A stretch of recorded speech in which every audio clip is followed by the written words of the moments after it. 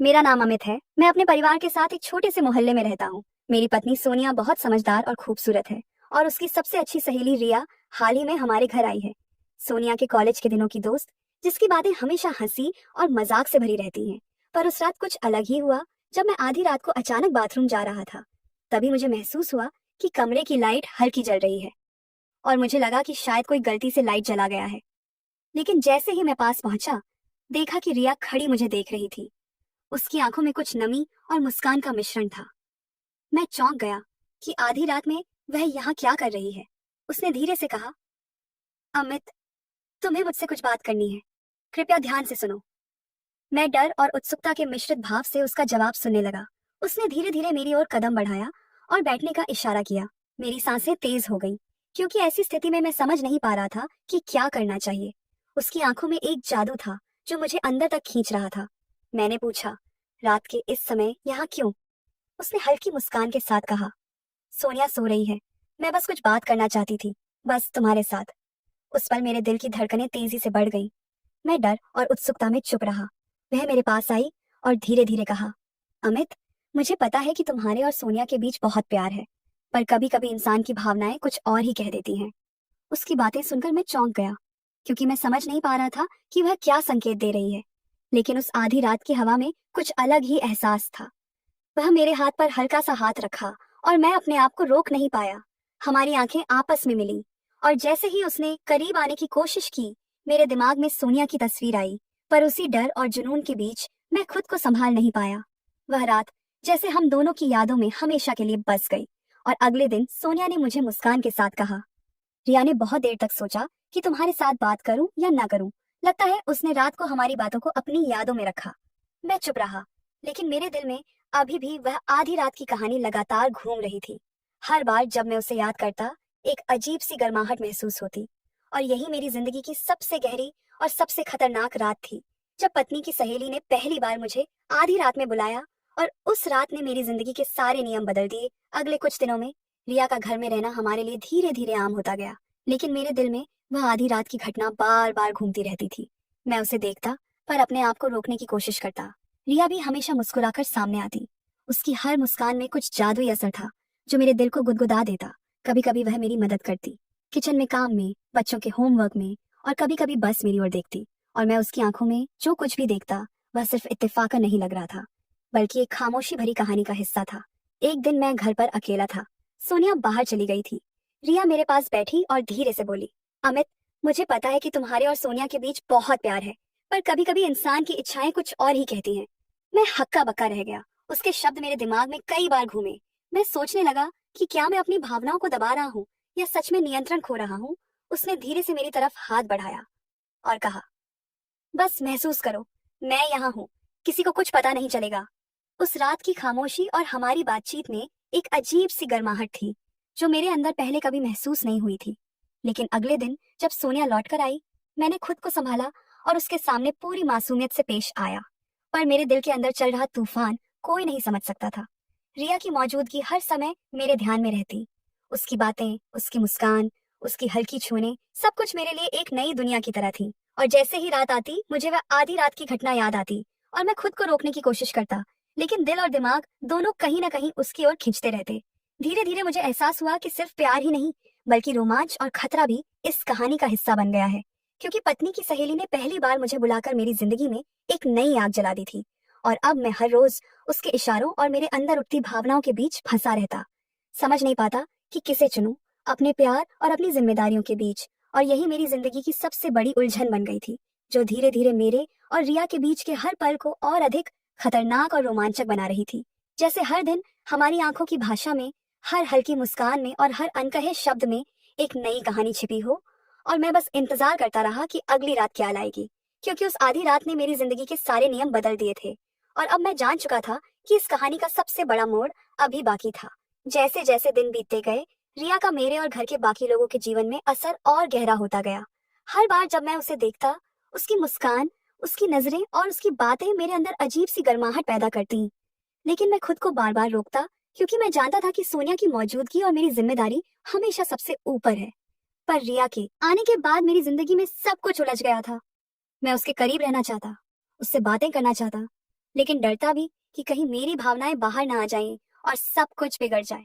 एक दिन जब सोनिया बाहर गई हुई थी, रिया ने अचानक मेरे कमरे का दरवाजा खटखटाया और कहा, अमित, कुछ जरूरी है, मैं अकेले तुमसे बात करना चाहती हूँ।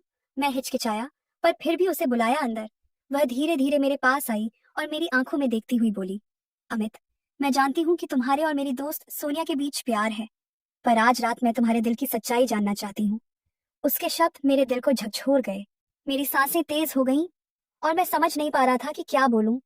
वह धीरे धीरे मेरे करीब आई, उसका हाथ मेरे हाथ पर रखा और कहा, बस महसूस करो, मैं तुम्हारे लिए यहाँ हूँ, किसी को कुछ पता नहीं चलेगा। उस रात की खामोशी में मेरी और उसकी सांसों की आवाज एक नई कहानी की शुरुआत थी। मैं अंदर से टूट और संभल दोनों महसूस कर रहा था। उस रात हमने सिर्फ बातें नहीं की, बल्कि हमारी नजरों ने और हाथों ने कई बातें कह दी। पर जब सुबह हुई और सोनिया घर लौटी, मैं खुद को रोकने की पूरी कोशिश करता रहा, लेकिन मेरी आंखों में और दिल में उठती भावनाओं को कोई रोक नहीं सकता था। हर दिन रिया की मौजूदगी, उसकी मुस्कान, उसकी छोटी छोटी मदद, सब कुछ मेरे दिल में एक अजीब सी उलझन पैदा कर देता।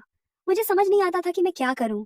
अपने प्यार, अपनी जिम्मेदारी और उस आधी रात की घटना के बीच धीरे धीरे मैं महसूस करने लगा कि रिया की वजह से मेरी जिंदगी की हर चीज बदल गई है।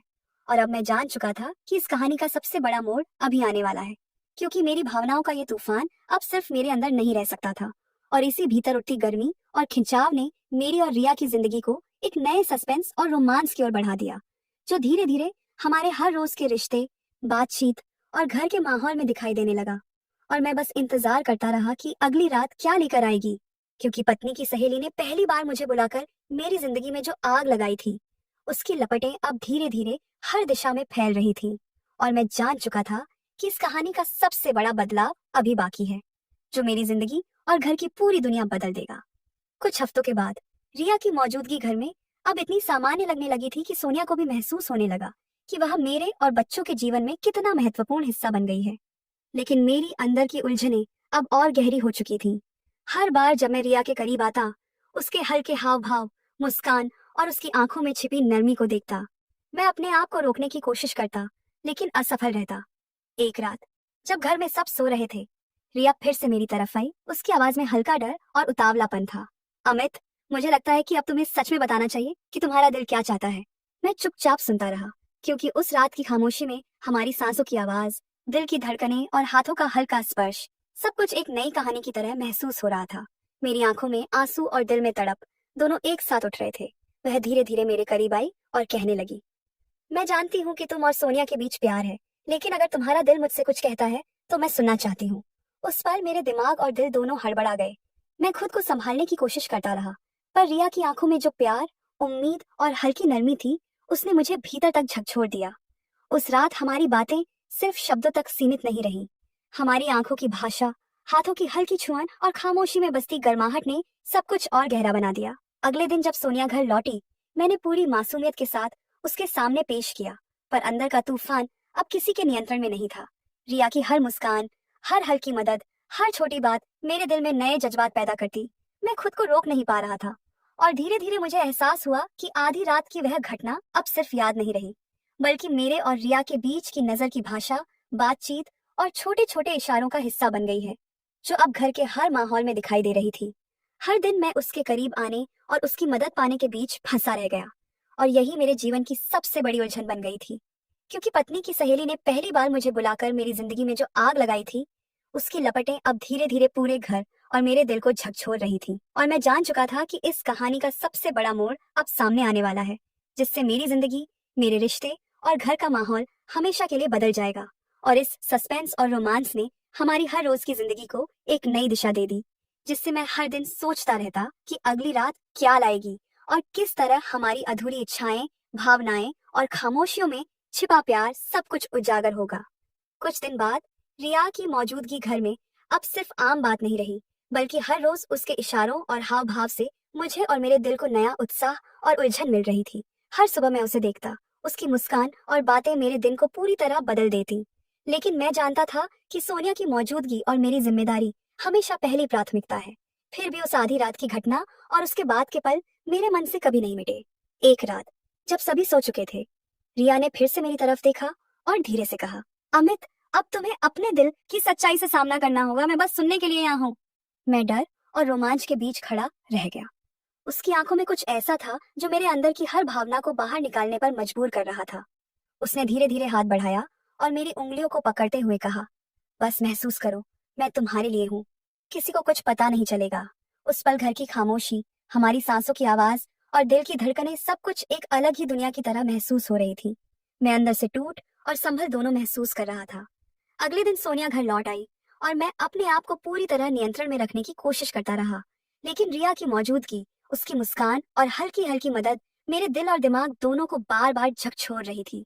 धीरे धीरे मुझे एहसास हुआ कि सिर्फ प्यार ही नहीं, बल्कि खतरा और रोमांच भी इस कहानी का हिस्सा बन गए हैं। क्योंकि पत्नी की सहेली ने पहली बार मुझे बुलाकर मेरे अंदर जो आग जलाई थी, उसकी लपटें अब मेरी हर सोच, हर पल और हर निर्णय में झलक रही थी। मैं उसे देखता और उसके हाथ की हल्की छुअन और उसकी नजरों में छिपी बातें मेरे दिल को पूरी तरह हिला देती। बच्चे, घर का माहौल और मेरे बिजनेस के काम, सभी धीरे धीरे इस उलझन का हिस्सा बन गए। हर बार मैं खुद से पूछता, क्या मैं अपने प्यार, अपनी जिम्मेदारी और उस आधी रात की घटना के बीच संतुलन बना पाऊंगा? और यही सवाल मुझे रात दिन परेशान करता रहा।